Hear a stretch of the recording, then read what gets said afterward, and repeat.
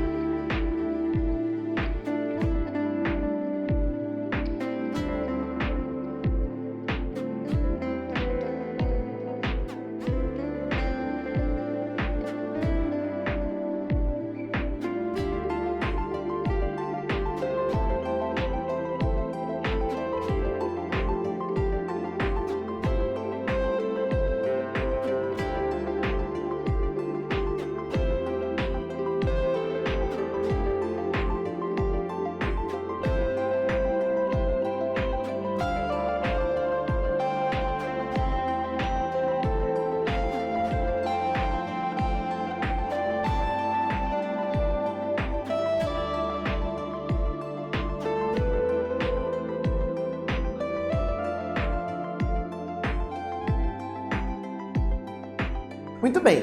Aí, agora que você anotou essa frase da Natália Arcuri, vamos em frente.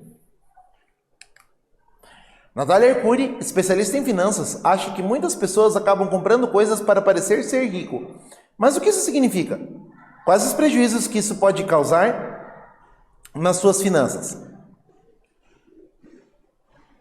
Olha só, antes de mais nada, o parecer ser rico é o quê? É você mostrar a partir das coisas que você tem, das coisas que você usa, dos lugares que você frequenta, que você tem um bom padrão de vida, tá? Isso não é novidade, isso é uma coisa que sempre aconteceu, tá? É uma coisa extremamente comum. As pessoas querem mostrar um certo poder aquisitivo, querem mostrar um certo padrão de vida a partir das coisas que ela tem, a partir do padrão de vida que ela, aliás, a partir das coisas que elas possuem, das coisas, da forma como elas se alimentam, dos lugares que elas frequentam. Isso é extremamente normal. Mas o quanto que isso impacta as finanças? O quanto isso chama a gente para a questão do consumismo, ou seja, o hábito de você consumir sem responsabilidade, sem pensar no seu orçamento, sem pensar em necessidades futuras, sem pensar numa reserva de emergência, sem pensar em um investimento, algo que possa te garantir outras coisas. Vamos pensar agora nesses gatilhos de consumo. Vamos identificar alguns gatilhos de consumo que prejudicam o nosso orçamento. O gatilho de uma arma é aquela estrutura que quando você aperta, ela dispara alguma coisa, né? Ela dispara ali o projétil, ela dispara a bala, enfim. Né? Agora, o que seria um gatilho de consumo? É alguma coisa que, quando acontece, dispara essa necessidade de você consumir alguma coisa, certo? Tá? Então, é uma palavra que tem se usado muito, né? Vamos ver alguns exemplos de gatilho de consumo. Ir ao supermercado com fome. Acabamos comprando coisas caras, muitas vezes não saudáveis e por impulso. O correto seria não ir ao mercado com fome e ir com uma lista de compras feita em casa, considerando o que realmente precisa ser comprado, além de comparar preços em diferentes supermercados, se possível. Então, se você vai ao mercado com fome, você compra aquele chocolatinho, compra aquela pizza para fazer no micro-ondas, compra aquela batata frita, compra coisas que talvez você não fosse comprar se você não estivesse com fome. Né? Então, se você está com fome, você não vai no mercado. Faz lá um sandubão, come o sandubão e daí na hora de ir no mercado, você prepara uma lista de compras e se restringe a comprar aquilo, certo? Então, ir ao mercado com fome é um gatilho de consumismo. Fique atento. Anote isso no seu caderno para você não esquecer disso.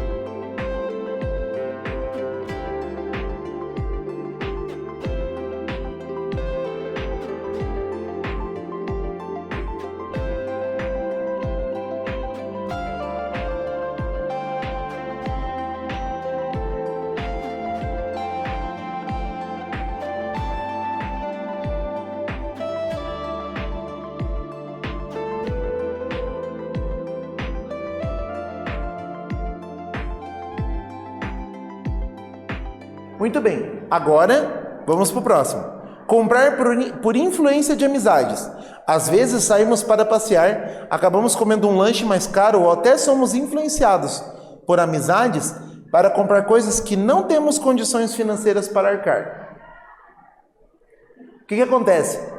Ah, vamos fazer um lanche lá naquele lugar, que é mais caro do que você ir num outro lugar que oferece um produto parecido.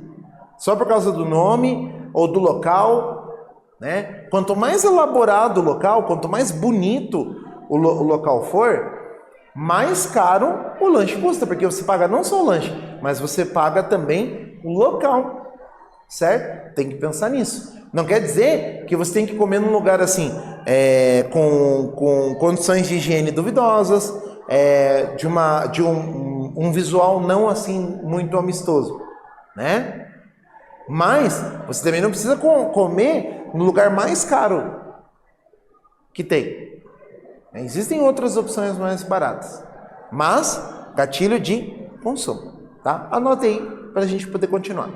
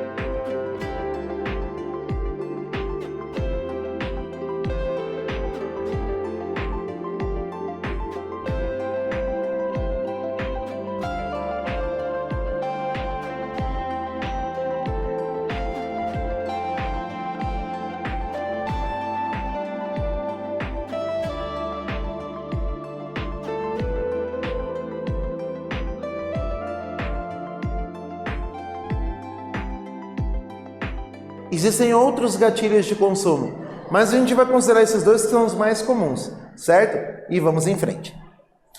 Vamos fazer uma atividade agora. Olha só. Jantar fora é uma delícia, pois você pode conhecer lugares novos, se divertir e encontrar os amigos.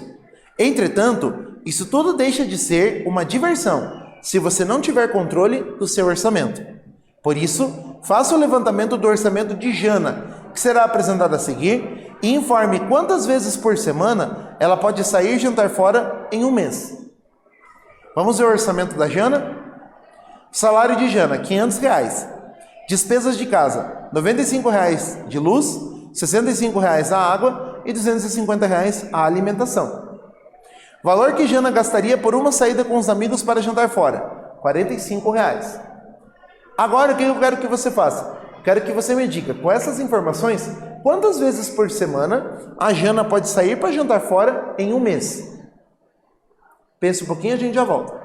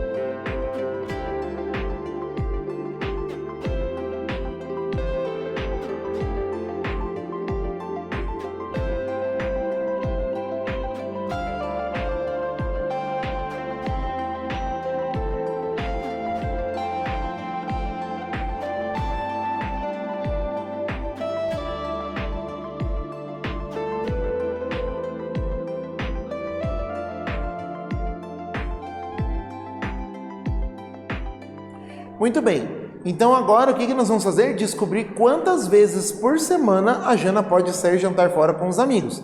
Tá? Vamos lá? Ela tem R$500 de salário menos as despesas dela, 95 menos 65 menos 25 igual a R$90. Certo?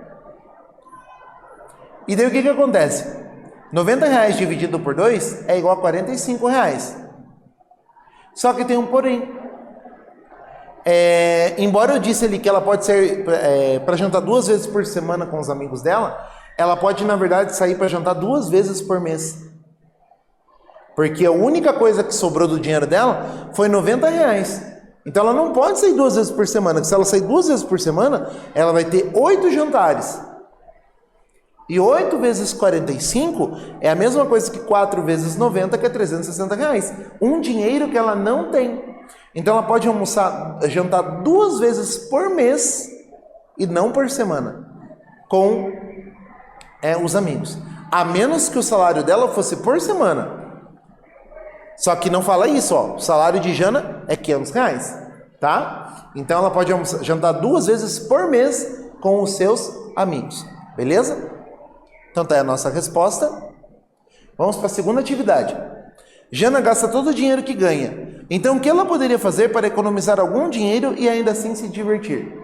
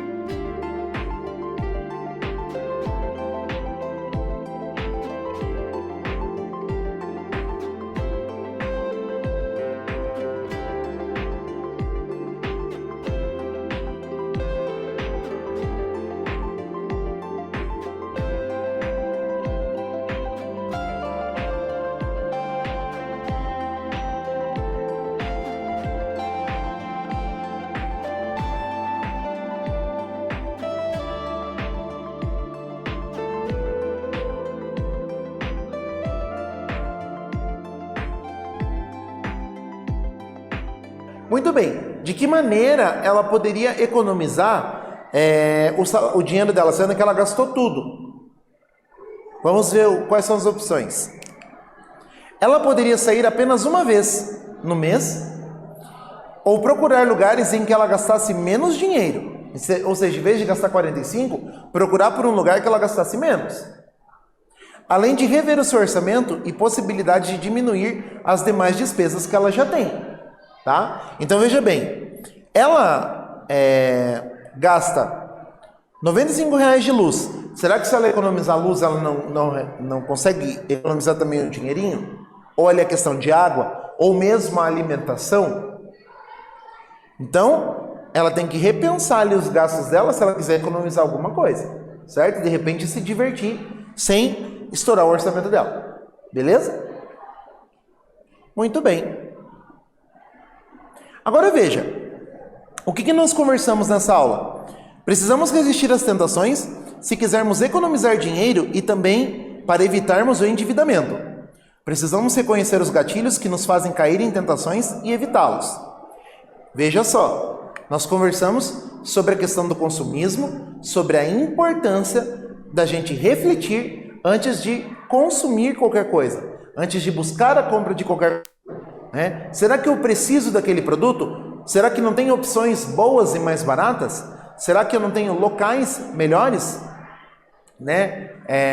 Locais que oferecem o mesmo serviço, mas com preços mais acessíveis? Isso é muito importante. E principalmente, será que eu preciso exatamente daquilo naquele momento? Né? É importante pensar sobre isso. Essas são as nossas referências, né? A Natália Arcuri, o livro Me Poupe, tá? Pensar sobre o que você compra, sobre o que você usa, sobre aonde você vai aplicar o seu dinheiro com bens de consumo é muito importante. Para quê? Para que você não gaste o seu dinheiro com coisas que você compra hoje e que talvez não rendam o que você precisa e que custem mais do que você pode pagar e que te impedem de comprar outras coisas que são necessárias ou de investir o dinheiro de uma maneira útil, de uma maneira aproveitável mais para frente, ou para você realizar outras coisas que são mais importantes. Consumir por consumir é uma coisa que muita gente faz, é uma coisa extremamente comum, mas é uma coisa que leva as pessoas ao endividamento e à impossibilidade de realizar os seus sonhos. Por isso é muito importante que, se você tem uma fonte de renda, se você quer atingir objetivos usando essa fonte de renda, é importante você pensar sobre o seu consumo. Tá bom? Dito isso, estude bastante, pense bem aonde vai o seu dinheiro e a gente se encontra numa próxima aula. Até lá!